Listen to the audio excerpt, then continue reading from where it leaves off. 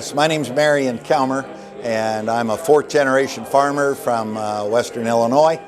And we just celebrated one of our family farms, centennial, 100 years of family ownership. And I've started out with buying 10 pigs when I was a senior in high school, borrowed $500 from grandma and $500 at the local bank. Continued to grow since then. So then I bought my first farm in the middle 80s and then started doing independent on-farm research.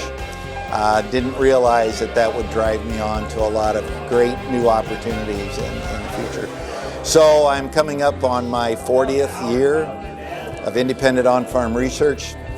From the research, I saw a nice yield advantage to 15-inch rows.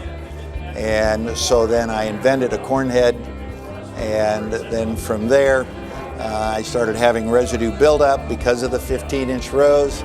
That drove me to invent the Calmer BT chopper, and it just kept snowballing. And so I spent a little bit of time with deer and a little bit of time with case, and then went on to found my own company now. So I'm the CEO, president, and chairman of the board at Calmer Corn Heads. Just recently became road commissioner of Oxford Township, and so I'm also a politician now too. And I was just really kind of struggling with the way my no-till crops looked. Somebody mentioned stratification. I soil tested. Sure enough, I've got it. And so that stimulated research and seeing some yield advantages to de-stratifying the profile. And so that's what I shared with them today, is the struggles that I've had with nutrient stratification. My definition, it means that the level of nutrients, when we look at them inch by inch by inch through the profile, that I have higher numbers in the top inch and then declining numbers as I move through the root zone, and then I have deficient nutrient levels where the roots are at. And that's not the way it should be. And if we surface broadcast P and K, it's kind of like going to Vegas, you know. The P and K that you spread on the surface stays on the surface. And so my no-till crops were sucking the nutrients out of the root zone, and I've got to find a way to recharge.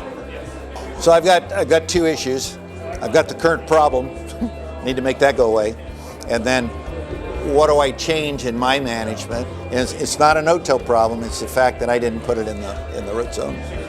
So we're doing on some of the flatter ground, we got a one-time come in there, chisel plow it, try to mix it all back together, and then we hit the restart button in a residue management conservation mode. And then we're going to move to strip-till as we go into the future.